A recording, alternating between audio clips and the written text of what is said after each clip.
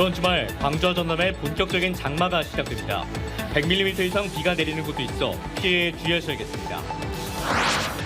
이번 여름에는 많은 비가 예상되는 가운데 주민들의 걱정이 커지고 있습니다. 광주와 전남 재해 위험 지역 중 정비가 끝난 곳은 절반에 그쳤습니다.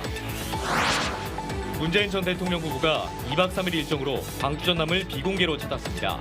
정치적 해석을 경계하고 있지만 영향력이 크다 보니 미묘한 해석도 나오고 있습니다. 2024 로컬 콘텐츠 페스타가 내일 경기도 일산 킨텍스에서 막을 올립니다. 이번 페스타는 지역 콘텐츠의 경쟁력을 높이고 가치를 알리는 계기가 될 것으로 기대됩니다. 여러분 안녕하십니까? KBC 8시 뉴스 시작합니다.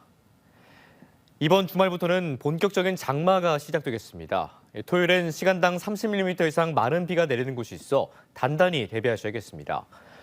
역대 6월 최고 기온을 갈아치울 정도로 기승을 부렸던 더위는 한풀 꺾였지만 비가 그친 뒤에는 습하고 무더운 날씨가 예상됩니다. 임경섭 기자가 보도합니다. 계속된 폭염에 지쳐버린 하이에나가 바닥에 누워 꼼짝도 하지 않습니다. 어제 광주 낮 최고 기온이 37.2도까지 올라 66년 만에 6월 최고 기온을 갈아치우는 등 불볕더위가 기승을 부렸습니다.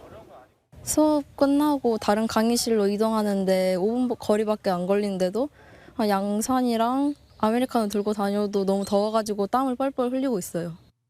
이 같은 더위는 제주도까지 올라온 장마전선의 영향으로 한풀 꺾이겠습니다. 오늘 낮 최고 기온은 광주 25.1도, 담양 25.8도 등 어제보다 10도 이상 낮았습니다. 전남 남해안에 10에서 40mm, 그 밖의 지역은 5mm 안팎의 비도 예보됐습니다. 주말인 토요일부터는 본격적인 장마가 시작됩니다. 아침부터 시작된 비는 일요일까지 내리겠고 광주와 전남에 30에서 80mm, 많은 곳은 100mm 이상 내리는 곳이 있겠습니다. 특히 낮부터 밤 사이에는 시간당 30mm 이상의 집중호우가 예보됐습니다. 내린 비로 인해 습도가 증가하고 다음 주 월요일부터 비가 예상되는 목요일 전까지는 30도 내외의 기온을 보이며 무덥겠습니다. 기상청은 기상특보나 예보를 수시로 확인하고 개울가나 하천변, 해안가 등 침수 위험 지역에 가까이 가지 않는 등 안전에 유의할 것을 당부했습니다. KBC 임경섭입니다. 올여름 극심한 기상이변으로 어느 때보다 많은 비가 예상되는데요. 지난해 호우 피해를 본 주민들은 걱정이 이만저만이 아닙니다. 광주와 전남 재해 위험 지역 중 절반 정도만 정비가 완료된 상황이라 폭우 피해가 되풀이되지 않을까 우려됩니다. 신대희 기자가 보도합니다. 지난해 장마 기간 광주에는 기록적인 폭우가 내렸습니다. 누적 강수량은 1,102mm로 1973년 이후 가장 많은 비가 쏟아진 겁니다. 이 여파로 북구 석곡천 제방유실 사고가 나면서 주민들이 가슴을 쓸어내렸습니다. 1년 전 집중호우로 무너졌던 석곡천 제방 100m가량이 콘크리트로 메워 복구됐습니다. 2020년 8월에도 폭우로 신안교 일대 하천이 넘치면서 광주 도심이 잠겼습니다. 하지만 홍수를 예방해줄 우수 저류시설 설치 사업은 예산 문제로 아직 설계 단계입니다. 그때 당시에 어찌 감당할 수 없을 정도로 비가 많이 왔었잖아요. 우리들은 또 올 여름 장마가 되면은 항상 불안을 느끼고 살지요. 사는 동안까지는. 올해는 해수면 고온 현상으로 예년보다 더 강하고 많은 비가 내릴 것으로 예상되면서 지자체가 안전관리 강화에 나섰습니다. 하천 주변과 지하차도, 침수와 산사태 취약 지역을 점검하고 집중호우 때 사전 대피와 통제를 강화하는 합동훈련을 했습니다. 저희 마을처럼 이렇게 붕괴돼서 이렇게 복구를 할 것이 아니라 미리 취약지를 미리 점검해서 이렇게 보수를 해주면은 이런 사태는 없을 것 같아요. 다만 재해 위험 지역으로 지정된 광주 14곳과 전남 1,028곳 중 정비 사업이 완료된 곳은 55% 수준입니다. 재난이 더 심각하고 빈번해지고 있기 때문에 관과 민이 모두 안전에 대해서 이렇게 심하게 대비해도 되나 싶을 정도로 대비해야 된다고 저는 생각합니다. 이번 여름 극한호우가 반복될 것으로 예상되면서 정부와 지자체는 물론 시민 스스로도 폭우 피해 예방에 철저한 대비가 요구됩니다. KBC 신대희입니다. 더현대 광주가 들어설 광주 전방 일신방직 공장 부지 개발 사업이 교통영향평가심의에서 조건부 통과됐습니다. 광주광역시 교통영향평가심의위원회는 광천 사거리에서 개발 부지 입구까지 교통대책을 보완하고 교통혼잡에 대비해 진출입 불허 구간을 확대하는 등 6가지를 이행하는 조건으로 구 전방 일신방직 부지 개발 사업 교통영향평가를 통과시켰습니다. 사업자인 휴먼솔딩스 PFV가 보완책을 마련해 심사위에서 통과하면 교통영향평가 절차는 최종 마무리되며 지구 단위 계획 결정 고시 등을 거쳐 내년 상반기 착공이 예상됩니다. 네, 문재인 전 대통령 부부가 2박 3일 일정으로 광주 전남을 비공개로 찾았습니다. 광주에서는 예술의 전당에서 임윤찬 피아노 연주회를 관람했으며 전남에서는 신안을 비공개로 둘러봤는데요. 정치적 해석을 최소화하려는 노력에도 불구하고 호남에 미치는 영향력이 크다 보니 미묘한 해석도 나오고 있습니다. 강동일 기자의 보도입니다. 문재인 전 대통령 부부가 2박 3일 일정으로 광주와 전남을 찾았습니다. 전날 광주에서 예술의 전당을 찾아 임윤찬 피아노 연주회를 관람했고 앞서 강기정 광주광역시장과 저녁 식사를 함께했습니다. 문 전 대통령 부부는 이튿날 신안 포초도 수국공원을 방문했습니다. 문 전 대통령의 이번 광주 전남 방문은 비공개로 이뤄져 정치적 해석을 최소화하려 한 것으로 풀이됩니다. 그럼에도 불구하고 정치권의 미묘한 해석을 낳고 있습니다. 4개월 뒤인 오는 10월에 조국혁신당이 최근 선거법 위반으로 단체장이 낙마한 영광과 곡성에 군수보를 낼 움직임과 무관치 않습니다.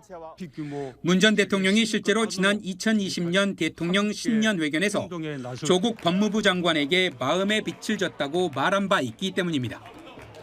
이를 들어 정치권 일부에서는 조국혁신당을 우회 지원하려고 방문한 것 아니냐는 해석도 제기하고 있습니다. 하지만 정치권 대부분에서는 조국혁신당이 출마를 검토하는 영광과 곡성을 찾은 것이 아니라 조국 당대표와 연관시키는 것은 논리적 비약이라는 반응입니다. 한편 문 전 대통령은 지난해 5월 17일 광주 국립 5.18 민주묘지를 참배했고 8월 8일에는 구례군 양정마을에서 열린 섬진강 수해 극복 3주년 생명무령제에 참석한 바 있습니다. KBC 강동일입니다. 산업통상자원부의 기회발전특구에 전남 3개 지구 5개 산업 125만 1,000평이 선정됐습니다.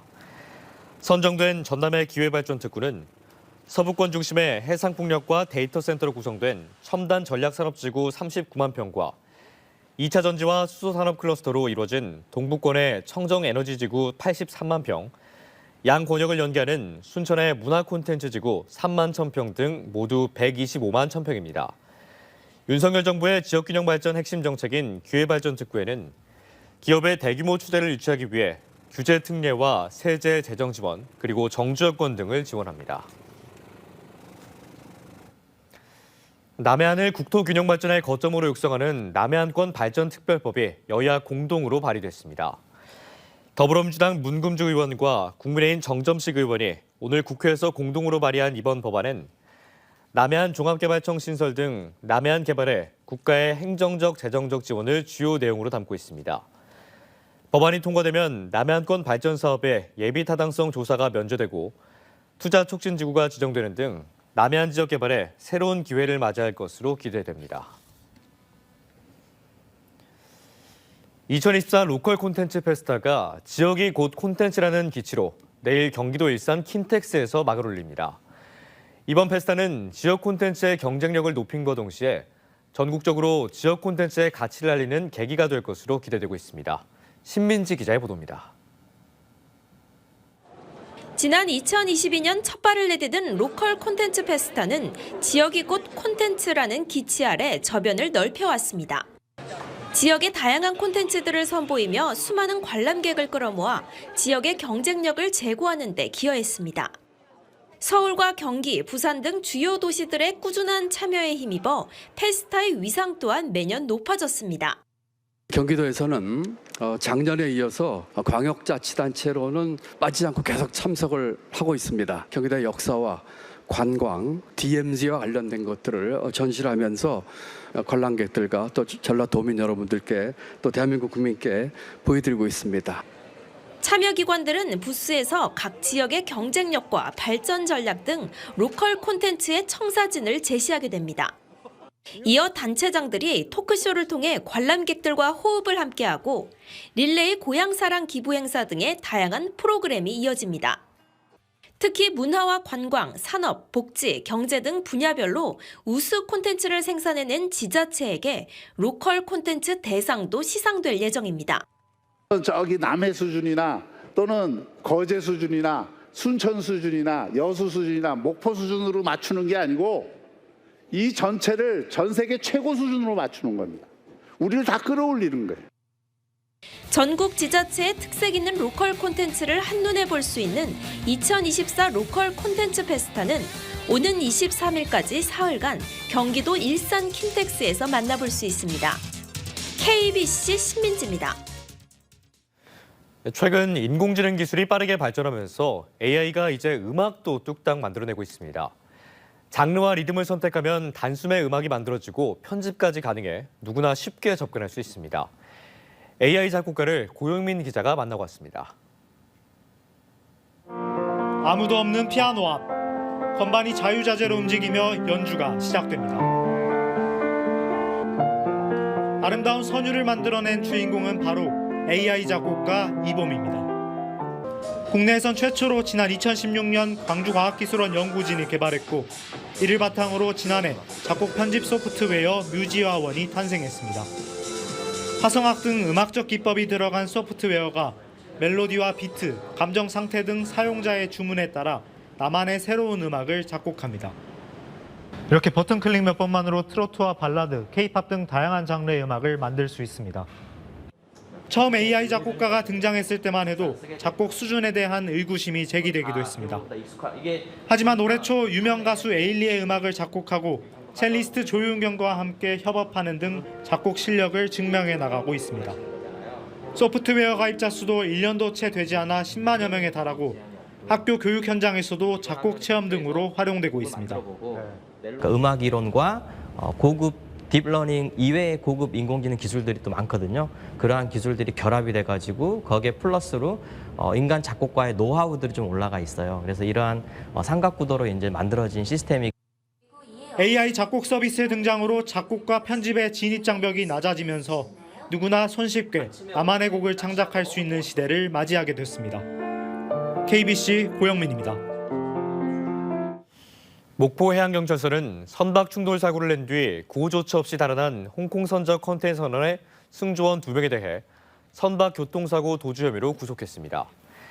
이들은 9,734톤급 컨테이너선의 항해와 조타 담당자들로 지난 13일 0시 20분쯤 신안군 가거도 북동쪽 18.62km 해상에서 통영선적 33톤급 근해 통발어선 한 척을 들이받고 달아난 혐의를 받고 있습니다. 사고 당시 어선에 탄 승선원 9명 중 6명은 인근 조업어선에 의해 구조됐으나 50대 한국인 선장이 숨졌고 인도네시아 국적 선원 2명은 실종됐습니다.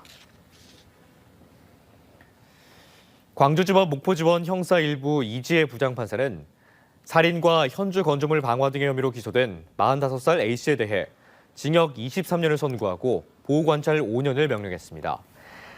A씨는 지난 2월 18일 직업 소개서 숙소인 목포시 산정동의 한 아파트에서 함께 생활하던 20대 동료 B씨를 살해한 혐의로 기소됐습니다.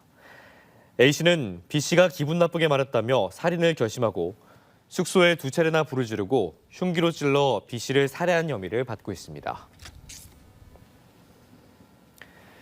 변화하는 건축 시장의 모습을 한눈에 볼 수 있는 제17회 KBC 광주 건축 박람회가 다음 달 4일부터 7일까지 나흘간 광주 김대중 컨벤션 센터에서 개최됩니다.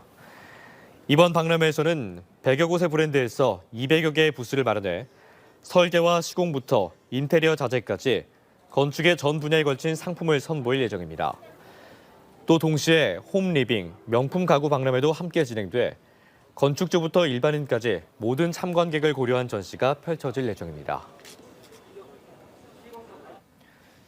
국민의힘이 김정현 광주 광산갑 당협위원장을 신임 광주광역시당 위원장으로 선출했습니다. 국민의힘 광주시당은 오늘 2024년도 제4차 운영위원회를 열어 운영위원 만장일치로 김 위원장을 선임했습니다. 김 위원장은 지난 17일 광주시당 위원장 후보에 단독으로 등록했으며 오는 24일 중앙당 비상대책위원회 의결을 거쳐 공식 임명될 예정입니다. 전라남도 후반기 의장이 김태균 의원으로 사실상 결정됐습니다.